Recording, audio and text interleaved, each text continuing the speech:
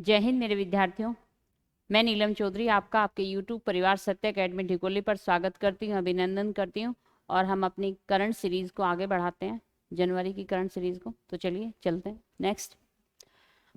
Voice of global south summit 2023 की मेजबानी कौन करेगा? तो सबसे पहले प्रश्न ये बनता है कि voice of global south summit है क्या। तो आपको एक चीज समझनी होगी कि जैसे ये है आपका नॉर्थ हो गया और ये आपका साउथ हो गया, और आपने देखा होगा कि साउथ में कौन से देश आते हैं, आपका अमेरिका हो गया, यूरोप हो गया, रूस हो गया, कनाडा हो गया। तो और ये साउथ वाले कौन से देश हैं, आपका दक्षिण अमेरिका हो गया और अफ्रीका हो गया, एशिया हो गया। तो इन देशों में आपको अंतर क्या नजर आता है कि विकास का अंतर। ये सभी देश क्या हैं, विकसित देश हैं, और ये क्या है, ये विकास की प्रगति पर अग्रसर हैं, तो विकासशील देश हैं। तो यही प्रश्न बन जाता है कि साउथ देशों की, जो विकासशील देश हैं, उनकी मेजबानी कौन कर रहा है। तो कौन कर रहा है, प्रश्न बनेगा सीधा भारत। उद्देश्य क्या है इसका? उद्देश्य है विचारों की एकता, विचारों की एकता और उद्देश्यों की एकता को प्राप्त करना। उद्देश्यों की एकता को प्राप्त करना इसका उद्देश्य है। नेक्स्ट प्रश्न बनता है विशेषता क्या है इसकी। तो विशेषता है इसकी 2023 में एक विश्व की बड़ी आबादी की आवाज को बुलंद करने का की जो जिम्मेदारी है वो किसकी है, भारत की। तो 2023 में विश्व की बड़ी आबादी, या आप कहो विकासशील देशों की, विकासशील देशों की आवाज को बुलंद, आवाज को बुलंद कौन करेगा? तो याद रखना भाई, भारत करेगा। तो विकासशील देशों के लिए कहीं ना कहीं भारत एक आइडियल के रूप में भी है। भारत और चीन जैसे देश के वे किस प्रकार अपने विकास की ओर, प्रगति की ओर अग्रसर हैं। तो वे साउथ देशों की जो मेजबानी है वो कौन करेगा, भारत देश करेगा। और उसका उद्देश्य भी यही है कि आपसी सहयोग को बढ़ाना, और इसी को देखते हुए भारत एक आपका ग्लोबल साउथ एक्सीलेंस सेंटर भी भारत स्थापित करने जा रहा है। ठीक है, तो उसका भी उद्देश्य यही होगा कि विकासशील देशों के आपसी सहयोग को बढ़ाना। ठीक है, नेक्स्ट प्रश्न चलते हैं। और नहीं, यही एक बार ये देख लेते हैं, ये मोदी जी आपके जिन्होंने मेजबानी की। नेक्स्ट प्रश्न है जल पर पहला अखिल भारतीय राज्य मंत्रियों का वार्षिक सम्मेलन 2023। तो जल पर पहला कहां पर हुआ है वार्षिक सम्मेलन? तो याद रखना भाई, मध्य प्रदेश में। मध्य प्रदेश में पहला वार्षिक सम्मेलन हुआ। किस मंत्रालय द्वारा? तो जल शक्ति मंत्रालय द्वारा, जल शक्ति मंत्रालय द्वारा इसका आयोजन किया गया। और मध्य प्रदेश में आपको याद रखना होगा 5 से 6 जनवरी 2 दिन तक इसका आयोजन किया गया, और इसमें राज्य के सभी जल मंत्रियों ने हिस्सा लिया। उद्देश्य क्या है इसका? तो राज्यों के जलहित धारकों से, जलहित धारकों से वाटर विजन 2047 जल संरक्षण पर, जल संरक्षण पर विचारों को आमंत्रित करना, विचारों को आमंत्रित करना। तो इसका उद्देश्य यही है कि वाटर विजन 2047 पर जल संरक्षण में जो भी चुनौतियां आ रही हैं उनका समाधान करना और सभी राज्यों के जल हितधारकों से उनके विचार को आमंत्रित करना। ठीक है, तो कहां पर हुआ इसका आयोजन? मध्य प्रदेश में हुआ। और किस मंत्रालय ने किया? जल शक्ति मंत्रालय ने। नेक्स्ट प्रश्न की ओर बढ़ते हैं। और आप ये देखो, ये आपका वाटर विजन 2047 और ये नरेंद्र मोदी। नेक्स्ट, लद्दाख संस्कृति भाषा और रोजगार समिति। तो प्रश्न बड़ा महत्वपूर्ण बनता है। लद्दाख जो आप जानते हो कि 2019 में इसको केंद्र शासित प्रदेश बनाया गया और तभी से वहां पर लोगों की क्या हो रहा है, धरना प्रदर्शन हो रहे हैं, लोग प्रदर्शन कर रहे हैं। तो इसी स्थिति को देखते हुए इस समिति के, ये समिति किसकी अध्यक्षता में बनाई गई? प्रश्न महत्वपूर्ण बनेगा। तो नित्यानंद राय की अध्यक्षता में इस समिति का गठन किया गया। और ये कौन है? तो ये लद्दाख के गृह राज्य मंत्री हैं। और कितने सदस्यीय समिति है ये? तो 17 सदस्य इस समिति में शामिल हैं। उद्देश्य क्या है इस समिति का?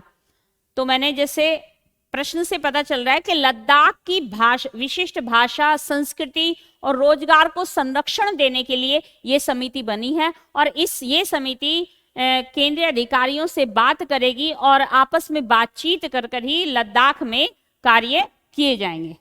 ठीक है भाई, तो ये प्रश्न बनेगा आपका, महत्वपूर्ण प्रश्न है। किसकी अध्यक्षता में? तो नित्यानंद राय की अध्यक्षता में ये समिति बनी। और समिति का उद्देश्य है कि लद्दाख की विशिष्ट संस्कृति और भाषा को संरक्षण प्रदान करना। नेक्स्ट, वैश्विक नेतृत्व पुरस्कार। वैश्विक नेतृत्व पुरस्कार प्राप्तकर्ता कौन है? तो DY चंद्रचूड़। DY चंद्रचूड़ को ये दिया गया। और DY चंद्रचूड़ कौन है? तो आप सब जानते होंगे, CJI, chief justice of India. कब बने? प्रश्न महत्वपूर्ण बन जाता है। 9 नवंबर 2022 को ये कौन से बने? 50वें CJI बने। और वैश्विक नेतृत्व पुरस्कार इनको 11 जनवरी 2023 को एक ऑनलाइन कार्यक्रम में दिया गया। ऑनलाइन कार्यक्रम में प्रदान किया गया।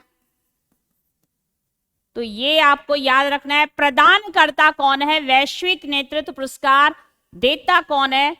तो आपको याद रखना है Harvard law school centre. School centre इसको प्रदान करता है। हार्वर्ड लॉ स्कूल सेंटर है क्या है? तो आप ये याद रखना है, ये अमेरिका की एक प्रतिष्ठित संस्था है।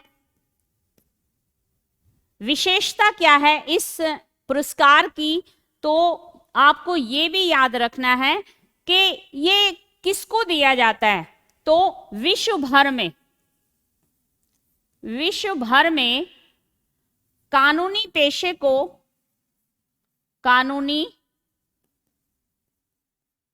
पेशे के लिए, आजीवन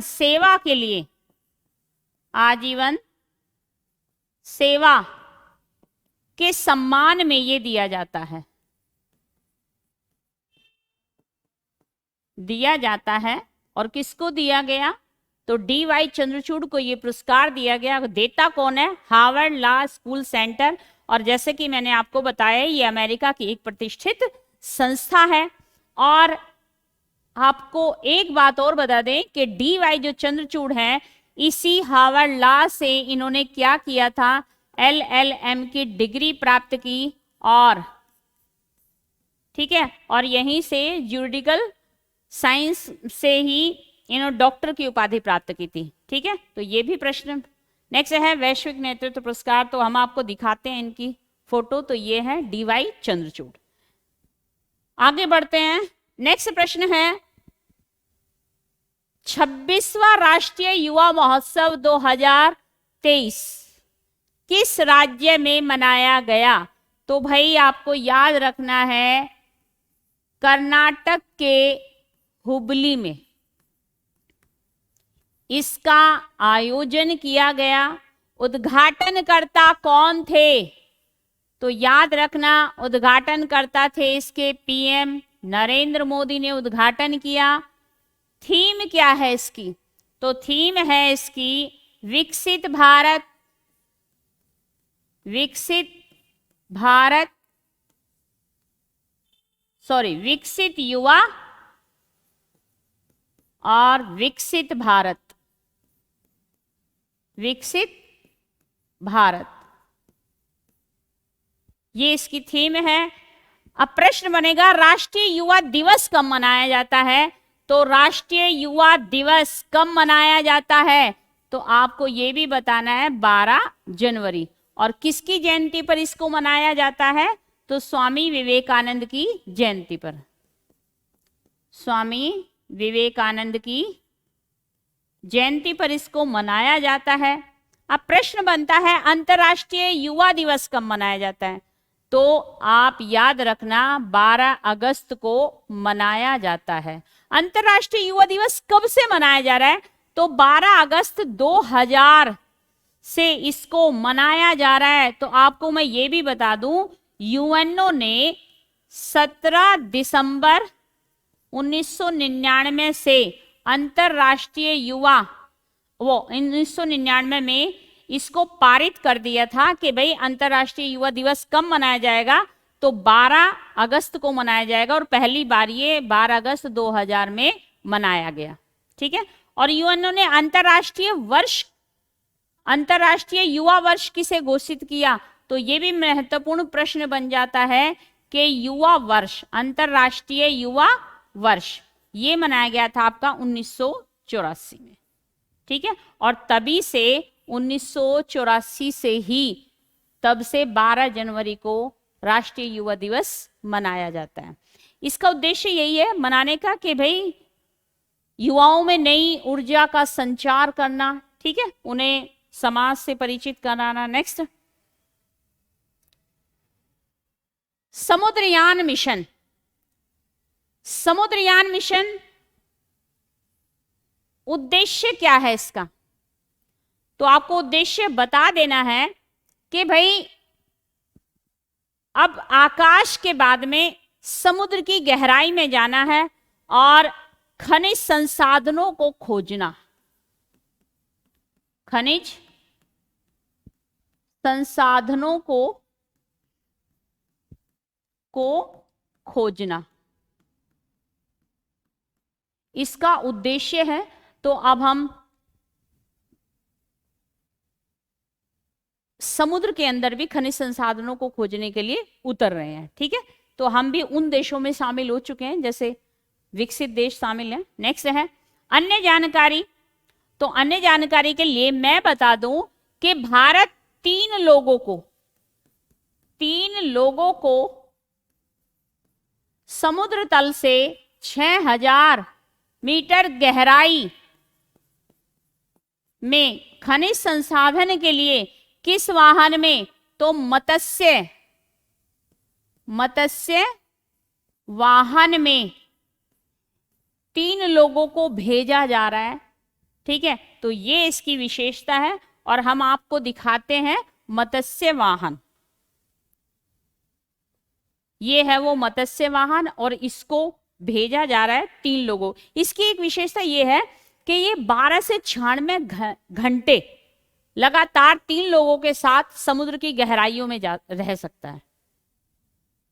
तो ये इसकी विशेषता है मत्स्ययान। तो इसमें बैठकर भाई 3 लोग जाएंगे। तो आपको ये प्रश्न याद रखना है कि और इस समुद्रयान मिशन इसको आपको पता ही है ये लॉन्च 2021 में ही कर दिया गया था। ठीक है, तो अब 3 लोगों को 6000 मीटर की गहराई में उतारा जाएगा और उद्देश्य वही है कि हमें समुद्र में खनिज संसाधनों की खोज करनी है भाई। नेक्स्ट है राष्ट्रीय खादी उत्सव 2023। तो राष्ट्रीय खादी उत्सव 2023 मध्य प्रदेश,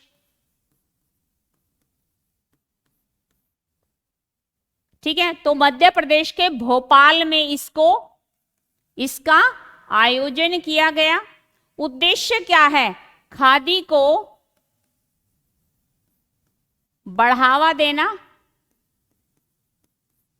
खादी को बढ़ावा देना, ये इसका उद्देश्य है। और भाई 13 से 23 जनवरी तक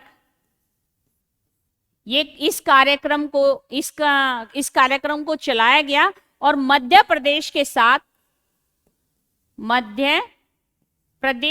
साथ 11 अन्य राज्यों ने भी इसमें भाग लिया। 11 अन्य राज्यों ने भी इसमें पार्टिसिपेट किया और 90 अन्य इकाइयों ने पार्टिसिपेट किया। तो ये ये देखो। नेक्स्ट है 30वीं राष्ट्रीय बाल विज्ञान कांग्रेस। प्रश्न बन जाता है 30वीं राष्ट्रीय बाल विज्ञान कांग्रेस का आयोजन स्थल कहाँ हुआ? तो आप कहोगे गुजरात के अहमदाबाद में इसका आयोजन किया गया। उद्घाटन किसने किया? तो आपको बता देना है विज्ञान प्रौद्योगिकी के सचिव विजय नाहेरा ने इसका उद्घाटन किया। थीम क्या है? तो थीम इसकी बता देना मानसिक विकास और तंदुरुस्ती के लिए पारिस्थितिकी तंत्र को समझना, इसकी थीम है। अन्य जानकारी क्या है इसकी? तो अन्य जानकारी में आप ये बता सकते हो कि इसमें 5 से 17 वर्ष के बच्चे भाग लेते हैं। और इसकी शुरुआत कब की गई थी? तो शुरुआत की गई थी इसकी राष्ट्रीय बाल विज्ञान की 1993 में। और इसमें 5 से 17 वर्ष के बच्चे भाग लेते हैं और अपने इनोवेशन का प्रदर्शन करते हैं। ठीक है, तो बड़ा ही महत्वपूर्ण प्रश्न बन जाता है भाई। नेक्स्ट चलते हैं। तो ये देखो 30वां नेशनल चिल्ड्रन साइंस कांग्रेस, तो आप बता दोगे कहाँ हुआ? गुजरात के अहमदाबाद में। नेक्स्ट है भारत की पहली इंट्रोनेजल कोविड-19। तो भाई अब 2 बूंद नाक में और कोविड-19 क्या होगा? छूमंतर। तो वैक्सीन का नाम क्या है? इनकोवैक। इस वैक्सीन का नाम क्या है? इनकोवैक है। निर्माणकर्ता किसने निर्माण किया? तो आप बता देना भारत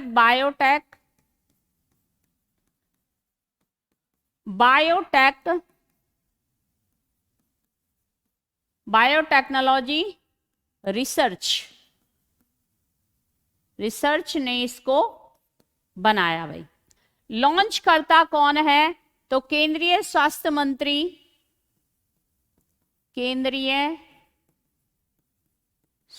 मंत्री बताइए कौन है? तो मनसुख मांडविया। और विज्ञान प्रौद्योगिकी मंत्री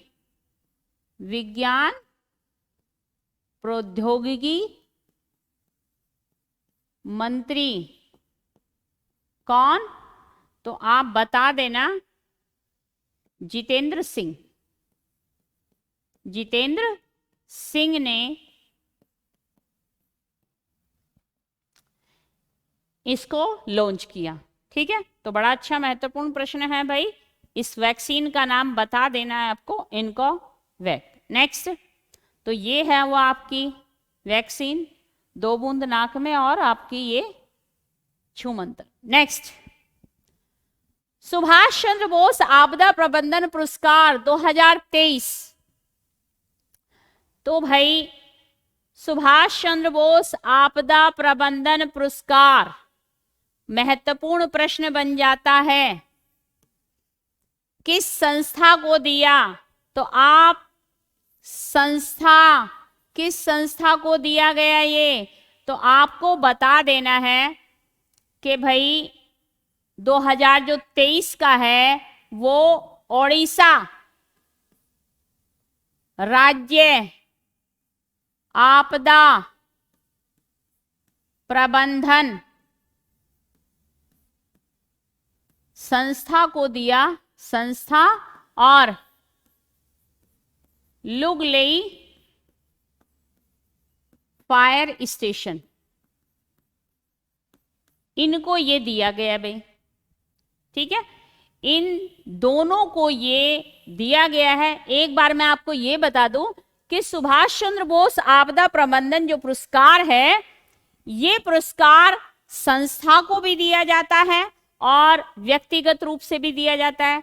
संस्था की मैं धनराशि अगर आपको कहूं, ये संस्था को धनराशि के रूप में दिया जाता है 51 लाख रुपए, 51 लाख रुपए, और व्यक्तिगत रूप से, व्यक्तिगत रूप से, व्यक्तिगत रूप से ये इसकी जो धनराशि है वो 5 लाख रुपए। ठीक है, तो ये 2 तरीके से दिया जाता है, किसको? एक संस्था के रूप में, एक व्यक्तिगत रूप में। और अब की बार ये लुंगलेई फायर स्टेशन को भी मिला। कब मिला? तो 2023 में लुंगलेई फायर स्टेशन को भी मिला। आखिर क्यों मिला इसे फायर स्टेशन को? तो आप लोगों को बता देना है ये कहाँ है। पहली बात तो ये तो आप बता दोगे मिजोरम में है फायर स्टेशन, ये लुंगलेई फायर स्टेशन। तो लुंगलेई शहर में भाई क्या हुआ था, आग लग गई थी, और यहां पर ये कहा जाता है 10 गांवों से अधिक जंगलों में यह आग फैल गई थी, और इस पर लगातार 32 घंटे कार्य किया गया और इस आग पर जल्दी से ही नियंत्रण पा लिया गया था।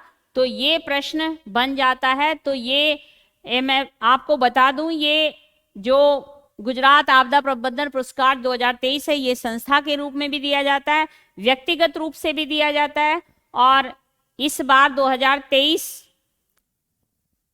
किसको दिया गया? तो ओडिशा राज्य आपदा प्रबंधन को दिया गया। ठीक है, ओडिशा राज्य प्रबंधन और लुंगलेई फायर स्टेशन। ठीक है, तो ये प्रश्न आपके महत्वपूर्ण बन जाते हैं। तो मिलते हैं। तो वीडियो अच्छी लगी तो लाइक कीजिए, सब्सक्राइब कीजिए, और मिलते हैं अपनी नेक्स्ट सीरीज की ओर। तब तक के लिए जय हिंद।